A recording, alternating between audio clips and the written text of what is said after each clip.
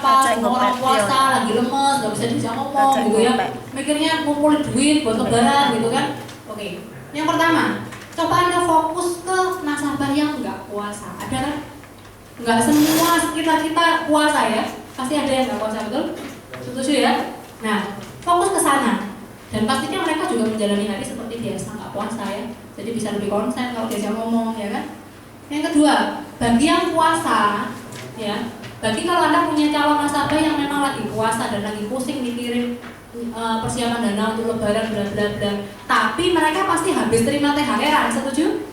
Nah, bagi yang terima THR-an, coba Anda buka pikirannya, Pak, menurut Bapak tabungan ini sebenarnya bagus nggak sih? Iya sih bagus, tapi gimana duitnya gini? Nah ya gini aja loh Pak, kan ngomong Bapak habis THR-an, sisihkan aja sebagian dan itu dibikin tahunan aja supaya Bapak nggak ribet. Nanti tahun depan THR-an lagi kan, nah Bapak bisa nabung tahunan lagi. Katakanlah dia terima THR 15 juta, sisihkan aja 5 juta. Buat di sini 5 juta per tahun kan lumayan gitu kan. Nah tahun depannya tinggal sisihkan lagi 5 juta sehingga Bapak juga tetap punya tabungan gitu. Nangkep maksudnya? Nangkep ya. Kemudian berikutnya.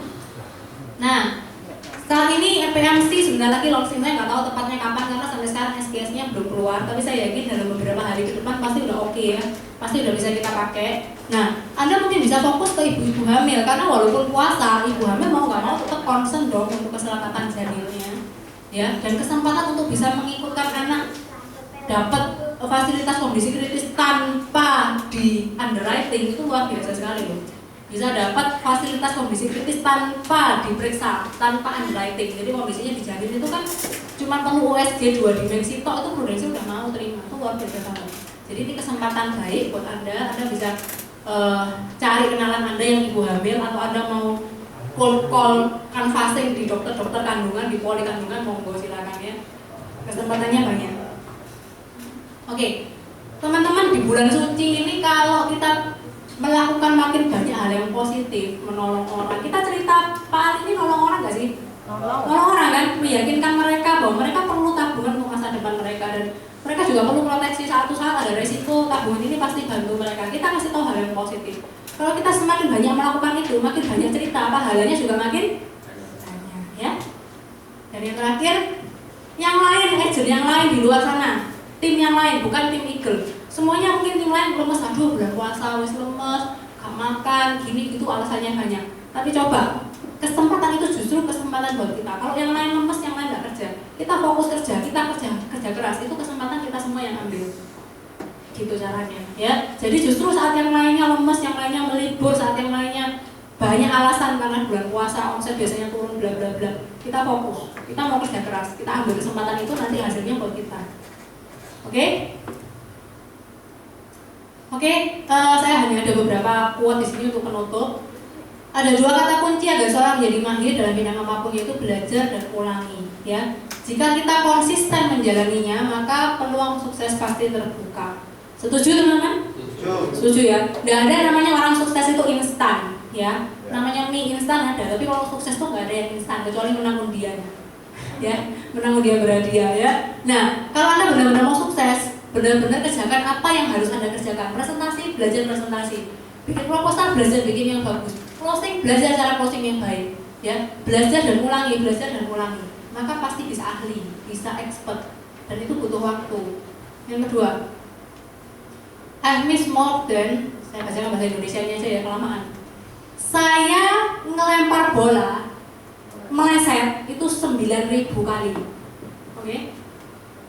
Saya kalah lebih dari 300 game, 300 pertandingan. 20 kali saya dipercayakan untuk memenangkan, apa kan ada kadang-kadang udah detik-detik terakhir gitu ya, terus dipercayakan ke dia untuk winning shot, dia 20 kali itu miss dan gagal. Berulang kali gagal dan gagal berulang kali dalam hidup saya. Itulah sebabnya saya sukses. Ini Michael Jordan. Ya, jadi teman-teman jangan takut yang namanya ditolak lagi. Jangan takut, tapi saya kasih tapi harus apa? Konsultasi. Jangan gagal bangkit itu sudah betul sih, tapi nggak konsultasi. Sampai akhir tahun gagal bangkit terus, ya, nggak closing. Harus konsultasi. Leader kalau konsultasi suruh bayar nggak sih? Enggak kan? Masuk 1 jam 100.000 gitu, enggak kan? Enggak ada ya semua ya, leader eagle enggak ada ya? Bakaran. Malah kadang-kadang beraktir makan gitu ya, kadang-kadang ya, jangan minta ya. Siapa tahu pas jamnya makan ya sekalian diajak makan gitu ya. Jadi ini Michael Jordan ya, dia gagalnya 9.000 kali loh totalnya, makanya dia sekarang dikatakan sukses karena dia memang sudah berulang kali apa? Gagal ya. Oke, selamat berjuang.